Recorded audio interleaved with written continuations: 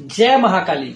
कहीं आपकी दिव्य दृष्टि भी खुल तो नहीं चुकी और आपको पता ही नहीं चल रहा कि मेरी दिव्य दृष्टि जागृत हो चुकी है। अलग अलग जगह लाइव में जाकर चेकिंग करवाते हो, अलग अलग जगह पूछते हो, नाम डालते हो, सब कुछ डालते हो, कईयों को पैसे भी देते हो, पर कोई ढंग से नहीं बताता कि आपकी दृष्टि खुल चुकी है या नहीं।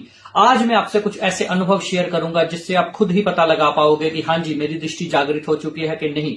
अगर आपके साथ ये अनुभव नहीं हो रहे तो आप समझ लीजिएगा अभी और मेहनत करने की जरूरत है, अभी बहुत पीछे हो। आज बिल्कुल प्रैक्टिकल आपको चीजें बताऊंगा कि हाँ, अगर आपके साथ ये हो रहा है तो हाँ, आपकी दृष्टि खुल चुकी है। आपको और उस लेवल, उस क्षेत्र में मेहनत करने की जरूरत है, ध्यान करने की जरूरत है और पर्सनल गाइडेंस की जरूरत है। आज आप इस वीडियो में लास्ट तक बने रहिएगा।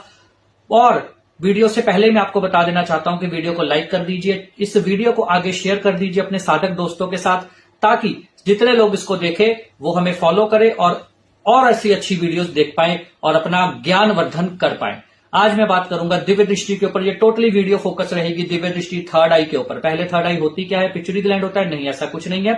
थर्ड आई क्या है? यहां पर एक सूक्ष्म चक्र है। ये सूक्ष्म है, इसको साइंस की मशीनें अभी नहीं पकड़ सकती, चाहे जो जितना मर्जी दम लगा ले, जितना मर्जी कोई भी इंफ्रारेड कैमरा ले आए, कुछ भी ले आए, इस दृष्टि को पकड़ना अभी साइंस के बस में नहीं है। सूक्ष्म चक्र है, मूलाधार, स्वादिष्ठान, मणिपुर, ये सभी सूक्ष्म चक्र है। फिर उसके बाद अनाहत चक्र जिसको हृदय चक्र बोलते हैं, फिर विशुद्धि चक्र, फिर आज्ञा चक्र, फिर ब्रह्मरंध्र।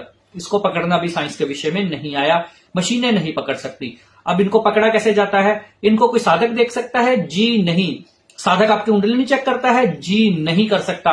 इतनी सूक्ष्म चीज कोई भी साधक, चाहे उसके पास दिव्य दृष्टि ही क्यों ना हो, वो इतनी सूक्ष्मता से आपके चक्र नहीं देख सकता, इतनी आसानी से नहीं देख सकता। जो दावा करते हैं हाँ जी यहां तक एनर्जी पहुंच गई, यहां तक पहुंच गई, कुछ नहीं होता। यहां पे उनको सिर्फ लाइट दिखती है कि लाइट अच्छा यहां पर आके रुक रही है। एक व्हाइट लाइट जाती है नीचे से ऊपर की ओर। जब हम दृष्टि से देखते हैं किसी भी साधक को, कुंडलिनी कैसे बता पाते हैं हम नीचे से देखते हैं। मूलाधार से एक लाइट उठती है, ब्रह्मरंध्र तक जाती है। वो लाइट जहां पे रुक गई, हम साधक को बोल देते हैं कि यहां पर आपकी ब्लॉकेज है। क्या हमें उसके चक्कर दिखते हैं? जी नहीं। चक्र आपको खुद फील होते हैं अंदर घूमते हुए।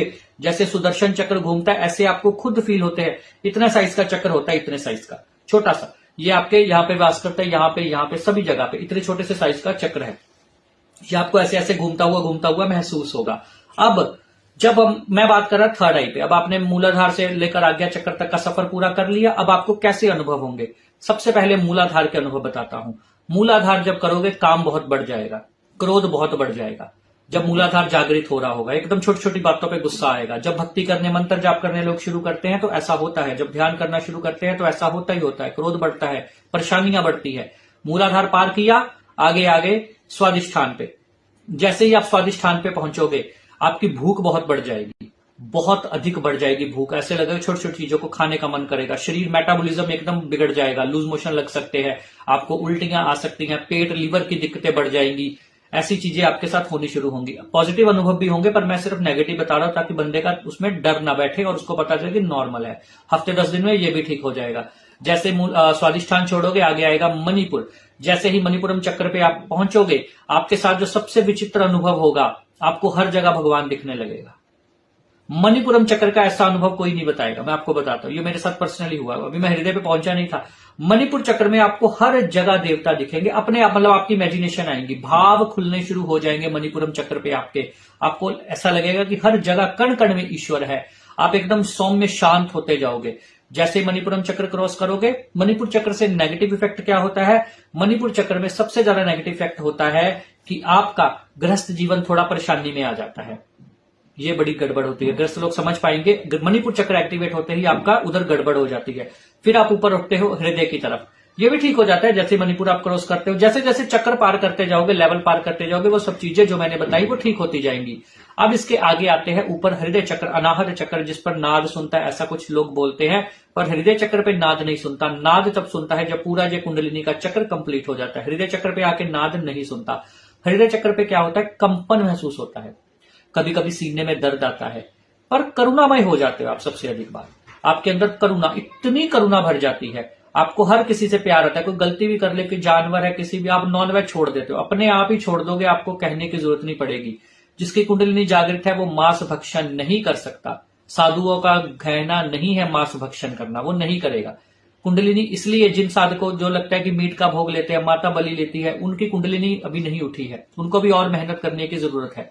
क्योंकि कुंडलिनी जैसे हृदय पे पहुंचेगी, आप जितने मर्जी पियक्कड़ हो, दारू प्याज हो, सट्टेबाज हो, जितनी भी बुरी आदतें सब छोड़ दोगे, जिससे किसी का बुरा हो वो आप छोड़ दोगे, खुद का भला भी नहीं करोगे, दूसरों के भले का पहले सोचोगे।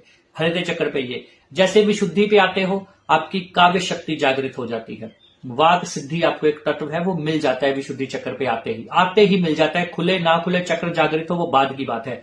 जैसे एनर्जी यहां पे पहुंची, हृदय चक्र आपने छोड़ा, आगे पहुंचे, वैसे ही आपको काव्य शक्ति, आप लाइनें से लाइनें जोड़ के आप लिखना शुरू करते हो। आपको मन आता है कि मैं ग्रंथ लिखूं, मैं स्तोत्र लिखूं, मैं चालीसा, मैं भेंटें लिखूं, भजन लिखूं, माता के मंत्र लिखूं, ऐसे आपके भाव आने शुरू हो जाते हैं। आप गुनगुनाते रहते हो मन ही मन में। आपको कोई भी 2-4 अक्षर देगा, आप उसके वो लिख दोगे।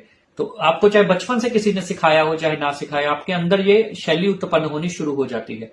आज हम देखते हैं कुछ लोगों के बचपन में, इसका मतलब ये नहीं उन सबका विशुद्धि चक्र जागृत है जितने राइटर है, ऐसा नहीं है, ऐसा नहीं है।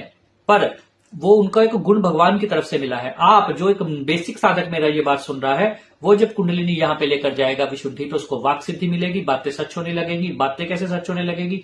आज बारिश बहुत पड़ रही है, हे मां काली बारिश रोक दो, उसी समय बारिश रुक जाएगी। इतने समय के लिए टाइम दे दो, मुझे जाना है, मैं भीग ना जाऊं, वो हो जाएगा। तूफान बहुत आ रहा है, प्राकृतिक कोई भी चीज है, कोई और चीज है, आपके घर में कोई मेहमान आ रहा है, आप चाहते हो वो ना आए, आप विशुद्धि चक्र जो उसका जागृत होगा वो भाव लाएगा, वो हो जाएगा काम उसका। विशुद्धि से ये होता है। अब विशुद्धि से हम बढ़ते आज्ञा चक्र, बीच में ये सारा फेस आपका कवर होता है। आज्ञा चक्र जब जागृत हो रहा होता है, क्या होता है? सबसे पहला अनुभव जिसके लिए आप ये वीडियो देख रहे हैं कि कहीं आपकी दृष्टि तो नहीं खुली, यहां पे पूरे फेस पे चींटियां चलना, रेड हो जाना। जैसे ही आप ध्यान करोगे पूरा फेस आपका रेड हो जाएगा, चींटियां सी चलेंगी फेस पे, इस एरिया पे, चीक्स पे, ठुड्डी पे। इसका मतलब आपकी एनर्जी आज्ञा चक्र विशुद्धि फाड़ के आज्ञा चक्र की तरफ बढ़ रही है। दूसरा कारण, जैसे ही आप, दूसरा लक्षण मतलब जैसे ही आप आज्ञा चक्र पे पहुंचते हो, यहां पे दर्द होना शुरू, भयंकर दर्द होगा। किसी किसी समय बहुत ज्यादा होगा, किसी किसी समय बंद हो जाएगा अपने आप ही।